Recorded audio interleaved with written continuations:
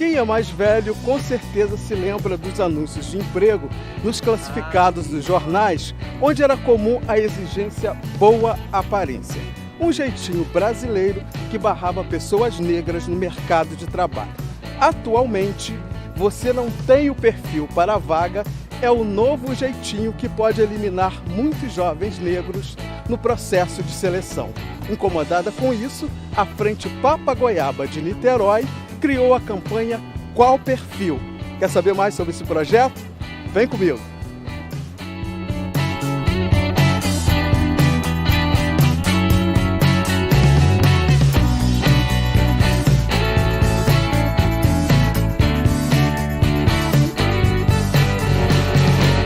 Então, como surge a ideia dessa campanha incrível Qual Perfil? Bom, Qual Perfil surge dentro das discussões da Frente Papa Goiaba de promoção da igualdade racial. Então, peraí, Papa Goiaba, esse nome é bastante sugestivo. A ideia é ressignificar também isso, porque pelo que eu sei, Papa Goiaba é um nome meio pejorativo para quem é fluminense. Não é isso? Exatamente. A Papa Goiaba eram chamados que moravam em Niterói, São Gonçalo, né? Antes da construção da ponte, principalmente. E a ideia é ressignificar mesmo. Até a política de cotas, por exemplo, ser negro era uma coisa muito negativa.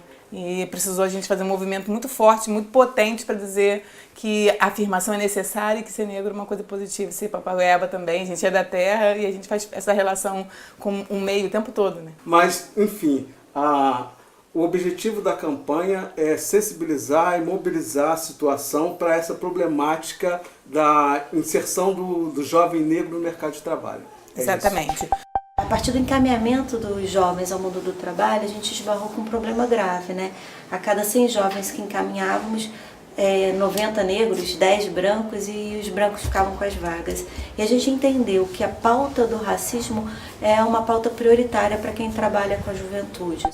Várias organizações que trabalham com juventude no território de Niterói e São Gonçalo tinham essa dificuldade de fazer com que os jovens pudessem continuar suas formações e ingressar no mundo do trabalho mais qualificado. Então a gente se juntou para pensar como a gente podia modificar esse quadro. Fizemos uma pesquisa e com os dados dessa pesquisa resolvemos trabalhar em duas linhas. É o Qual Perfil, que é uma provocação para a sociedade, para a gente entender por que essa prática tão estruturada na sociedade ela é negativa para todos nós, mas principalmente para o jovem negro.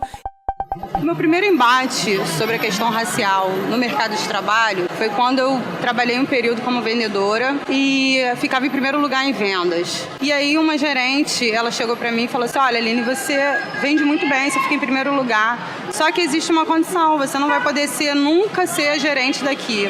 Quando eu questionei a ela o porquê, ela simplesmente afirmou que porque o dono da loja não gostava de negros. E foi uma coisa que me marcou muito.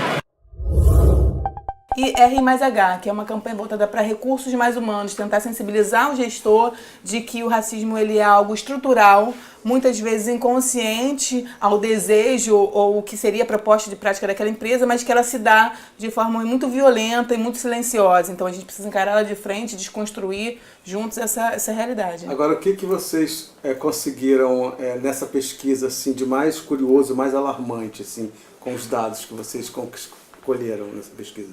Bom, com a pesquisa de empregabilidade na juventude de Niterói e São Gonçalo, a gente viu dados muito alarmantes, por exemplo, de que esses dois municípios têm um índice mais alto de desemprego da juventude do que a média nacional. A média nacional é 29% e aqui a gente tem 33% e 34%.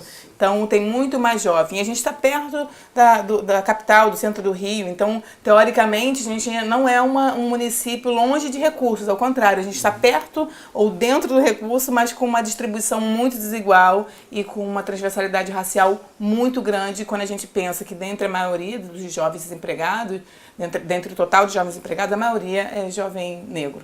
E com a relação ao RH, existe uma mobilização no sentido de conversar com as empresas? E como é que é esse retorno? Como é que as pessoas percebem, se elas conseguem perceber essa dinâmica, essa dificuldade, ou tem resistência para entender que existe uma problemática estrutural que dificulta o acesso desses jovens ao mercado de trabalho? Ricardo, essa é a grande questão do racismo no Brasil. A gente tem muita dificuldade de reconhecer que ele existe e quando reconhece, uma dificuldade ainda maior de entender a grandiosidade desse problema. Uma vez eu estava me apresentando para uma empresa na qual eu queria trabalhar, que na verdade trabalhar com eles de maneira direta, ou seja, eles me empregando. E o que rolou foi que na conversa só por e-mail ou por textos, eles eram super solícitos diretamente comigo, tentando marcar algo. Quando a gente foi para a reunião presencial, a coisa mudou completamente de figura. Eles olharam para mim e viram a incapacidade de tomar conta da marca deles. Por mais que a gente tenha gestores sensíveis e empresas comprometidas com a equidade de raça, né, a gente ainda tem uma dificuldade de fazer com que essa prática se amplie. Então a gente busca as empresas, a gente faz troca de experiências, promove encontros, reuniões e tenta provocar essa reflexão dentro dos gestores. Mas é algo muito difícil, é uma das linhas mais difíceis no projeto, é a gente furar essa bolha, essa barreira da falta de diálogo que existe na relação sociedade civil, né, e empresário.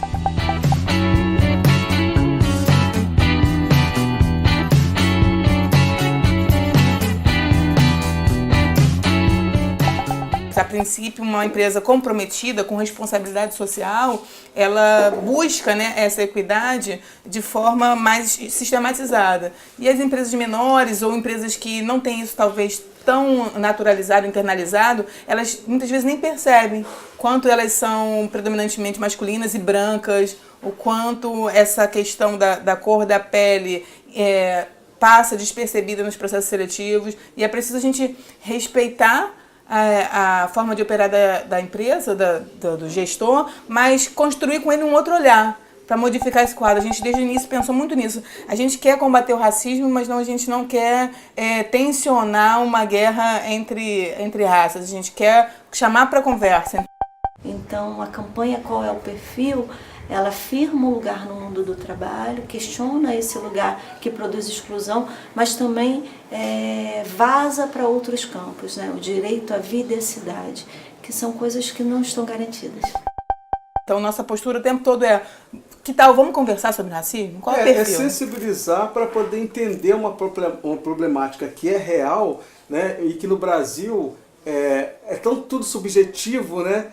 Que muitas pessoas nem percebem, inclusive pessoas negras que sofrem na pele, né, a discriminação no dia a dia, e muitas nem conseguem perceber, não conseguem ter um entendimento dessa estrutura, né? Exatamente, porque o branqueamento da sociedade brasileira foi um projeto nação, né? A gente teve a migração do norte do mundo como uma possibilidade de branquear a população, e isso foi acontecendo ao longo da nossa história, apagando as memórias de resistência ou não deixando que elas sobrevivessem. Esse sufocamento faz com que a gente internalize de uma forma equivocada a ideia de miscigenação. Então a gente entende isso como se fôssemos todos iguais e não como se fossem todos diferentes com um objetivo igual. E tem a naturalização também do que é eurocêntrico, né? Então, tipo, é natural, né, ser branco, e o que é diferente disso é que é algo, né, exótico, e aí as pessoas têm grande dificuldade de perceber.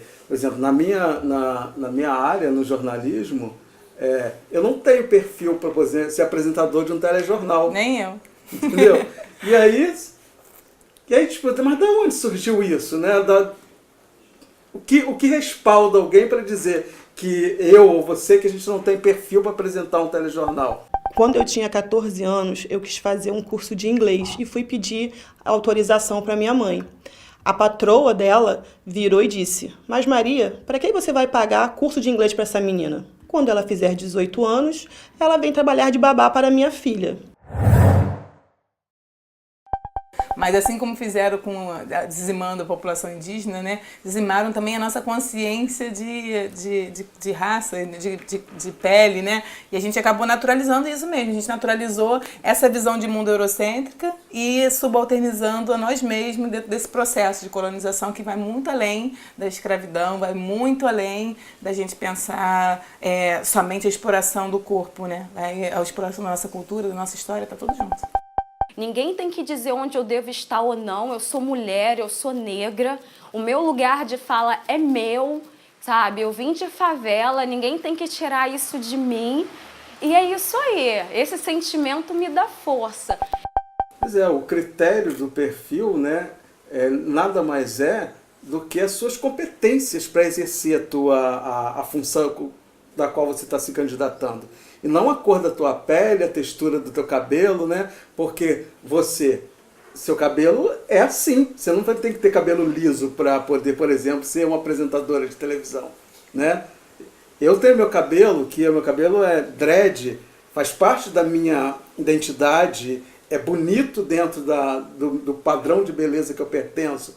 E por que eu não posso ter esse cabelo para poder apresentar um telejornal, por exemplo, né? E por que esses jovens não podem exercer determinadas funções, estar em determinados espaços, porque são negros, porque têm o cabelo crespo? Isso é muito louco. A gente tem que falar muito sobre isso e desconstruir essa ideia, né? Talvez agora, buscando mais representatividade nas mídias, a gente ocupando lugares mais de fala, né, públicos, a gente possa construir essa perspectiva para as próximas gerações. E o Brasil não poderá ser uma nação enquanto não incluir todo mundo, né? Não dá para poder excluir mais da metade da população e ser uma nação.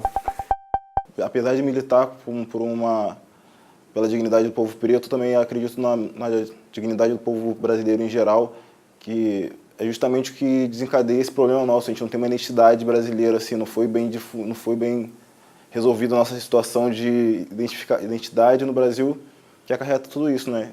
É um pouco do que eu absorvi no decorrer dessa campanha. O que é responsabilidade social para você? Responsabilidade social, para mim, é a gente se questionar o tempo todo o nosso papel frente ao modelo de sociedade que a gente está vivenciando, né? Participando. A escola, as empresas, as organizações, todos nós que vivemos em um espaço comum, compartilhando leis e formas sociais de conviver, precisamos ter responsabilidade social com essa relação conjunta. É você pensar, por exemplo, como a sua estrutura reproduz estruturas de dominação. É a gente pensar como a estrutura da nossa forma de funcionar pode muitas vezes cegar ou apagar a nossa história. E o meu corre hoje já é a barbearia. Gosto pra caramba desse bagulho de corte de cabelo. E essa parada eu ainda não tenho curso, ainda não sou formado, tenho amigos que são barbeiros, vou pegando vídeo, porque a gente tem que saber se virar, e é bom trabalhar pra si próprio. Fora isso tem outros bicos, né, que a gente vai pra praia, mano, que não pode é ficar parado, que não pode é ficar dependendo de alguém, certo? Muitíssimo obrigado, me dá tua mão aqui. Muitíssimo obrigado por compartilhar com a gente toda essa luta, essa militância, extremamente importante esse trabalho, e vida longa aí, e sucesso, e a gente vai vencer essa batalha, com certeza. Vai sim, obrigada, Ricardo. Né? A gente vai ficando por aqui, e até a próxima. Tchau. Ai, agora na vida da vida.